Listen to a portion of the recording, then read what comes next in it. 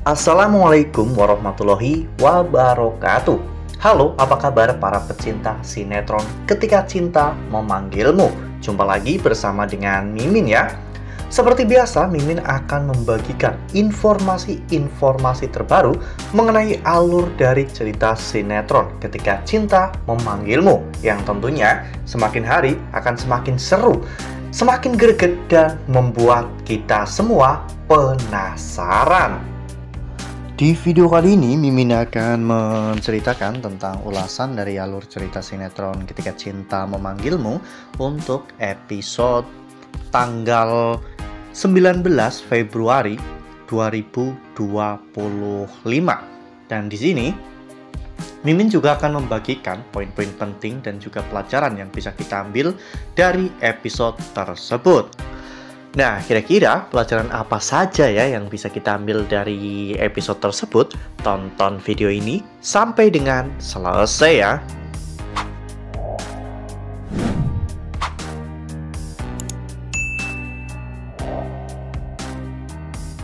Di awal episode kita diperlihatkan bagaimana saat itu Aksa dan juga Amira sedang dihajar oleh anak buah Lian Bagaskara ya kawan-kawan.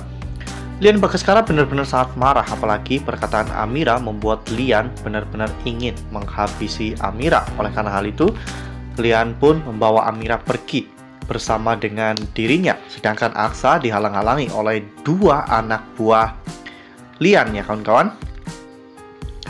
Mereka pun membawa Amira ke sebuah jurang ya kawan-kawan. Di sana sempat terjadi perdebatan, bahkan Lian sempat menawarkan kepada Amira untuk bekerja dengan dirinya, dan Lian akan membayar berapapun uang yang Amira inginkan.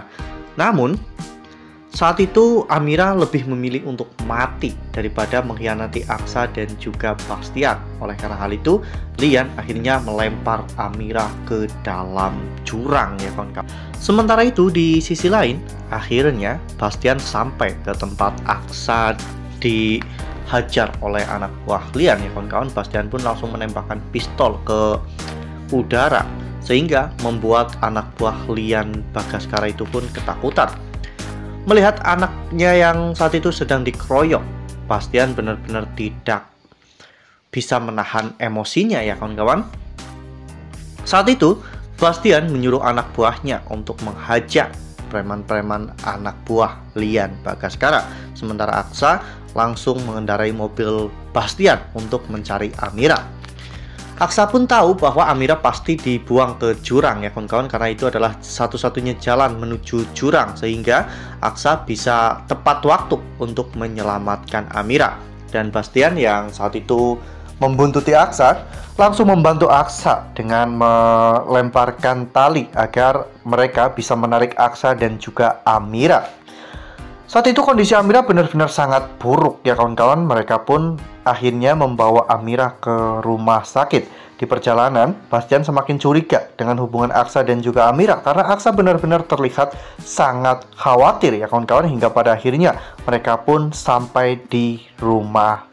Setelah Amira mendapatkan penanganan dari dokter pun mendiagnosa Amira mengalami luka-luka yang cukup parah, dan bahkan ada beberapa retakan hingga membuat Amira harus mendapatkan penanganan operasi. Saat itu Aksa menanyakan tentang kandungan Amira, dan kandungannya ternyata baik-baik saja. Dokter saat itu menunggu keluarga Amira untuk bisa menandatangani surat pertanggungjawaban apabila Amira ingin segera dioperasi. Awalnya, Aksa mengaku bahwa dirinya adalah bosnya, namun pada akhirnya, karena memang kondisi Amira yang saat itu semakin memburuk, Aksa akhirnya mengakui bahwa dirinya adalah suami Amira. Aksa bahkan sampai memperlihatkan foto pernikahannya dengan Amira ya kawan-kawan. Karena saat itu yang terpenting bagi Aksa adalah Aksa tidak kehilangan Amira dan juga calon anak yang saat ini sedang dikandung oleh Amira. Nah, sebelum lanjut di video kali ini, Mimin sarankan agar teman-teman menekan tombol subscribe dan juga nyalakan lonceng notifikasinya, agar teman-teman semua tidak ketinggalan informasi-informasi terbaru dari alur cerita sinetron Ketika Cinta Memanggilmu. Setiap hari, Mimin akan membagikan informasi-informasi penting dan juga terbaru dari sinetron Ketika Cinta Memanggilmu. Dan Mimin juga menyarankan agar teman-teman menonton video ini sampai dengan selesai agar tidak terjadi kesalahpahaman di antara kita. Bastian yang mendengar semua pengakuan Aksa pun menjadi bingung ya kawan-kawan, sebenarnya apa yang terjadi di antara mereka. Bastian pun mengira bahwa Aksa menikah dengan Amira itu karena tekanan atau karena perintah dari Bella. Dan memang apa yang Bastian katakan itu semuanya benar, namun Aksa masih menutupi kesalahan dari Bella. Oleh karena hal itu, Bastian ingin mencari tahu lebih detail tentang kehamilan Bella ya kawan-kawan. Sementara itu Amira mau dibawa ke ruang operasi dan Aksa mencoba untuk memberikan semangat kepada Amira, namun dengan ejekan ya kawan-kawan. Aksa berharap Amira bisa bangun untuk membalas ejekannya. Dan operasi pun dilakukan. Aksa benar-benar sangat takut kehilangan Amira, bahkan Aksa pun sampai mendoakan Amira ya kawan-kawan agar Amira bisa selamat dan bisa kembali di sisi Aksa. Sementara itu di sisi lain, saat itu Bastian datang ke klinik tempat dulu dirinya melakukan USG bersama dengan Bella. Dan ternyata pada saat itu dokter tersebut mengatakan bahwa tepat di tanggal yang sama dirinya dibuat pingsan oleh seseorang. Dan mungkin memang benar bahwa hasil USG tersebut telah dipalsukan.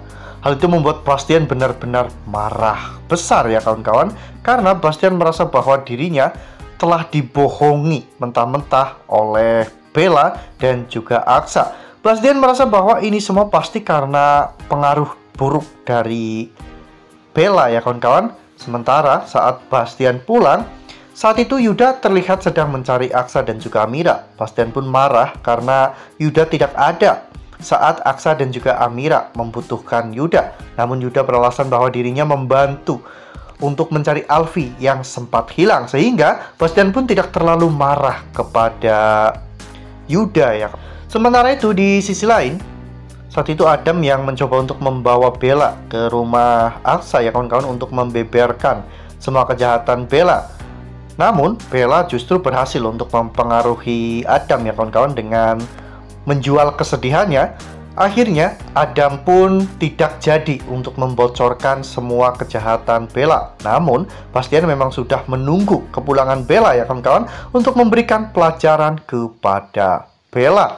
Ya, saat itu Bastian membawa Bella ke sebuah gudang. Bastian sampai menampar Bella ya kawan-kawan, karena Bella benar-benar sangat licik dan benar-benar sangat membuat Bastian jengkel ya kawan-kawan. Karena pada saat itu Bella meskipun sudah ketangkap basah, namun Bella tidak mau mengakuinya. Sehingga Bastian pun akhirnya menyuruh Bella untuk melakukan live streaming saat dirinya sedang USG ya kawan-kawan. Dan kejadian ini dilakukan dengan cara mendadak sehingga Bella tidak sempat melakukan apapun ya kawan-kawan. Dan semoga saja ini memang adalah akhir dari kebusukan Bella ya kawan-kawan, dan Bella pun akhirnya akan ketahuan bahwa dirinya tidak. Sementara itu di sisi lain, Amira akhirnya keluar dari ruangan operasi dan Aksa benar-benar sangat lega karena Amira akhirnya selamat ya kawan-kawan. Namun kondisi Amira belum stabil sehingga Amira pun belum sadarkan diri. Saat itu ada salah satu suster yang mendatangi Aksa dan menyarankan kepada Aksa untuk memijat tangan Amira agar pembuluh darahnya menjadi rileks dan alirannya pun menjadi stabil sehingga Amira pun bisa cepat sadar. Aksa pun melakukan hal itu ya kawan-kawan. Bahkan Aksa sampai mencium tangan Amira. Wah, benar-benar episode yang cukup seru, menegangkan, dan membuat kita semua benar-benar penasaran ya kawan-kawan. Nah, pelajaran yang bisa kita ambil dari episode kali ini yaitu tentang sebuah kebohongan ya kawan-kawan. Ya, sebaik-baiknya Bella menyembunyikan suatu kebohongan, pasti kebohongan itu akan terbongkar juga ya kawan-kawan. Dan ketika nanti Aksa juga akhirnya bisa melihat Bella dari sisi yang berbeda. Bella pasti benar-benar akan ditendang dari rumah Bastian Rahardian. Nah, makin seru kan? Makanya nih, jangan sampai ketinggalan untuk terus saksikan sinetron Ketika Cinta Memanggilmu yang akan tayang setiap hari pukul 18.20 hanya di SCTV. Nah, Mimin rasa cukup sampai di sini. Mimin membagikan informasi-informasi terbaru mengenai dari alur cerita sinetron Ketika Cinta Memanggilmu. Terima kasih juga untuk teman-teman semua yang telah menonton video ini sampai dengan selesai ya. Ambil sisi positifnya dan juga tinggalkan sisi negatifnya. Karena cerita ini hanyalah fiktif belaka. Wassalamualaikum warahmatullahi wabarakatuh.